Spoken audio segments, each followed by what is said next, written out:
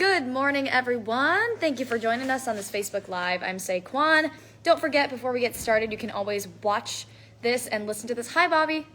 You can always watch this and listen to this on your own time, of course, through our InForum YouTube channel. You can find us on your favorite podcast platform, whether that be Apple Podcasts, Spotify, whatever other podcast platform you use. And then you can also find us on inforum.com/podcasts under InForum Minutes. All right, everybody, happy Friday. Obviously, it's a little bit chilly to start off your day. So just make sure you got the right things, maybe some gloves, maybe start up your car a little bit early if you usually park your car outside, because it is a chilly start to the day. And it's not going to warm up too much by the end of the day either. Lydia was talking about some 30s and 40s, especially if you guys are heading out to high school football tonight. So warming up a little bit, not by much, but definitely be prepared, bundle up, wear some layers. And I had to pull out one of my bigger jackets today. So just a little warning before you head out the door. All right, let's get you caught up right away with some breaking news that we were tracking. I should have included that in the title here, but I totally spaced. But we were tracking some breaking news just north of Fargo this morning in Harwood, North Dakota. And we did get an update from Cass County Sheriff Jesse Johnner, who is saying that this fire at this house is believed to be suspicious at this time.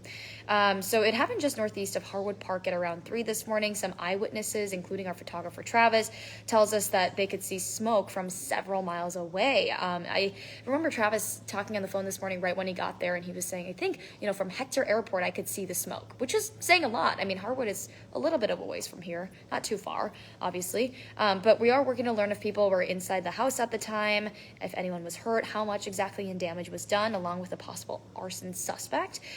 So you can always stick with us for updates. Now, we do know that a lot of the emergency responders and crews who were on scene stayed there for a few hours, and they were questioning a lot of the neighbors in that area because Cass County Sheriff Jesse Johnner was saying that this could be linked to someone who was driving nearby in that area. So right now, I do know that all of these crews are, knocking on neighbors' doors, asking if they've seen anything, maybe to check their surveillance cameras and things like that. So we'll for sure be following this for you all throughout the day, of course, and then hopefully we'll have some sort of an update for you by our 11 o'clock newscast, and then our coverage will continue, of course, throughout the evening. All right, so that is our breaking story of the day. But more locally, let's talk. We know that there's a crash in the Northern Valley where a man was dead and a woman was seriously hurt from. So this all happened at around 6:45 last night, about 3 miles east of Rugby.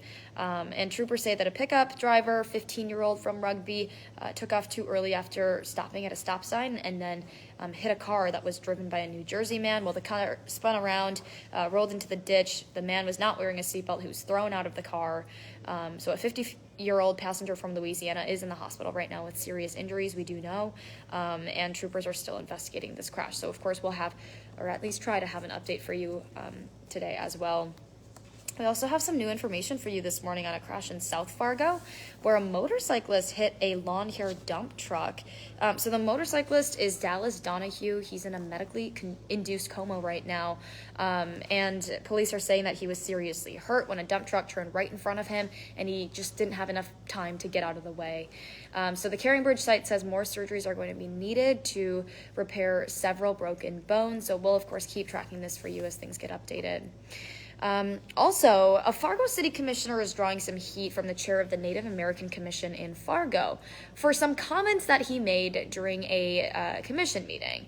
We're talking about Dave Piepkorn. If you watched First News this morning, we shared a clip with you of his comments, right? Well, he was talking about the Downtown Engagement Center, which helps homeless people and those with addictions. And he followed up his comments by saying that they should move the engagement center away from downtown so it does not attract people with a history of substance abuse. Now, the reason why the chair of the Native American Commission is being tied into this, I'm going to try to explain this the best I can because we don't have a clip to show you, obviously, right now, but said something like, there were 2 Native Americans sleeping outside of this building, and they were headed to the Downtown Engagement Center. It's enabling, right? So that's when, the chair of the Native American Commission spoke out and was saying that it was likely, Dave Piepkorn was likely coming from a place of prejudice.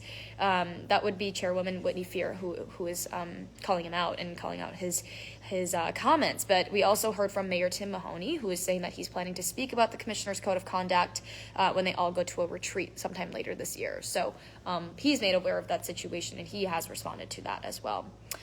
Going over to Grand Forks now, we know that the Air Force Base has ended all public engagements with city leaders there until the federal review of the Fufeng corn milling plant is complete. The base says that it wants to do this to avoid any conflicts of interest and make sure that the review process is independent and it's fair. Federal review, of course, is being done because of these national security concerns, not coming from only people living in Grand Forks, right? But also leaders in D.C. They're worried about how close that plant would be built to the Air Force Base. Mayor Brenda Bochenski believes that this review would be done sometime next month, but the city administrator is saying the end of the year or early next year would probably be a bit more realistic. So, of course, we'll continue to keep tracking that for you because I know how important it is for those of you in Grand Forks. But also, for those of you in Grand Forks, listen up, really big news. Lydia and I had a lot of fun talking about this morning. Grand Forks was just named the 5th best small college town in the U.S. That's really cool. It's all coming from this company. It's an ed tech company called Preply, and we know that more than 200 cities were considered for this list. So all of these cities were ranked based on 3 main categories, including wallet friendliness, social environment, and economic opportunities. And this company considers things like crime, cost of rent, and the unemployment rate as well. Fargo came in at number 48 on that list, so I, of course, had to brag a little bit about Grand Forks and UND.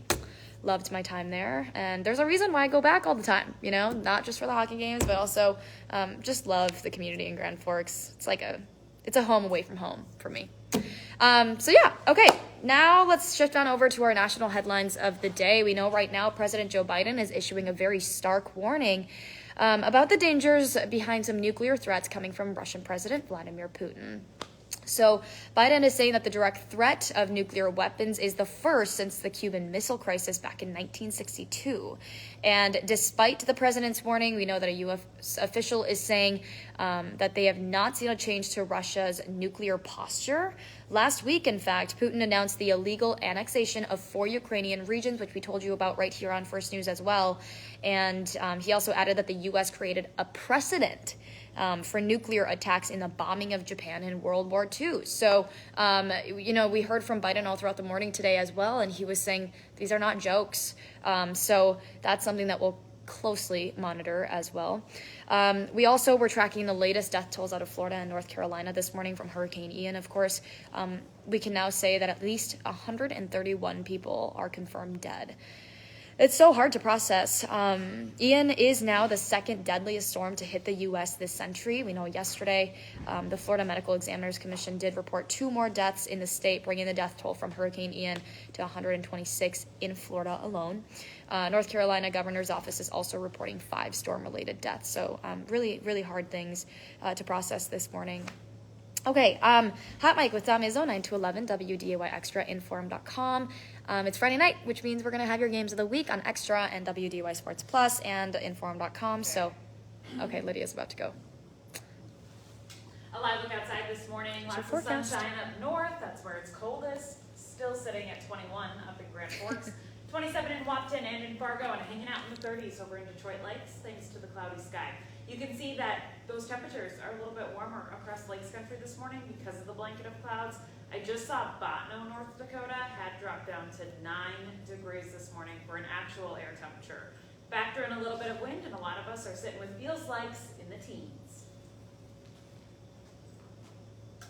Feels likes in the teens? Crazy. So there's your forecast, guys.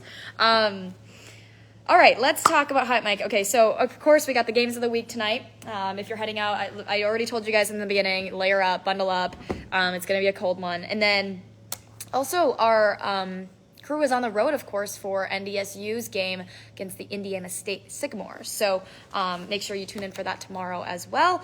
So I'm sure Dom will talk a lot of things football tonight on Hot Mic. And also, before we leave, don't forget, for 99 cents a month for your first 3 months, you can get an all-access pass to InForum.com. So all you got to do is just go on InForum.com/subscribe to get that deal.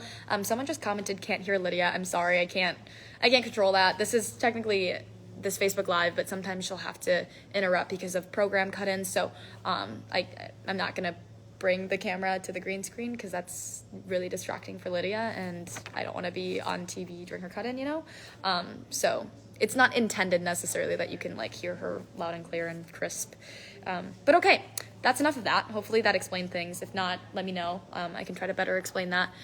Otherwise, of course, we have more newscasts that you can tune into. So we got our 11 o'clock newscast with Becky Parker and Robert Pointer. Dylan is off today. And then we, of course, have coverage at 4, 5, 6, 9, and 10 as well. Hopefully we can bring you some updates on that Harwood fire, house fire that we were following this morning. And then we also have First News on Saturday and Sunday as well. So Saturday will go from 7 to 8:30. Sunday is from 7 to 8. I will be filling in on Sunday, and Drew Trafton will be filling in on Saturday. So make sure you come join us, and then we'll be back here on Monday morning from 5 to 7. You guys catch all of that? Hope so. All right, everybody, have a great weekend, and we'll see you guys back here Monday.